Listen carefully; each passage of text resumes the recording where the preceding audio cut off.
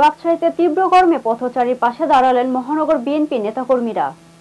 রাজশাহীর প্রতিনিধি মশিউর রহমান আইটিভি বাংলাকে জানিয়েছেন, রাজশাহীতে বিএনপি চেয়ারপারসন বেগম খালেদা জিয়ার রোগ মুক্তি কামনায় ও দেশনায়ক তারেক রহমানের নির্দেশে তীব্র গরমে পথচারী ও বিভিন্ন যানবাহনে সুপ্রিয় খাবার পানি, স্যালাইন ও বিস্কুট বিতরণ করেন মহানগর বিএনপি নেতাকর্মীরা। বৃহস্পতিবার 24 এপ্রিল দুপুর 2টার সময় রাজশাহী কেন্দ্রীয় চিড়িয়াখানার সামনে দলীয় নেতাকর্মীদের নিয়ে খাবার পানি, স্যালাইন ও বিস্কুট বিতরণ করা হয়েছে। সাবেক কাউন্সিলর ও রাজশাহী মহানগর যুবদলের যুগ্ম আহ্বায়ক আতাউর রহমান বাঁধন বলেন, দেশনেত্রী বেগম খালেদা জিয়ার রোগ মুক্তি কামনায় ও দেশনায়ক তারেক রহমানের নির্দেশে আমরা রাজশাহী মহানগর বিএনপি সব সাধারণ মানুষের পাশে আছি।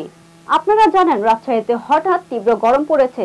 যারা দিনমজুর, রিক্সা চালিয়ে জীবনযাপন করছে, তাদের এই গরমে একটু স্বস্তি ফিরিয়ে আনার জন্য আমাদের এই আয়োজন ছিল, আগামীতেও থাকবে।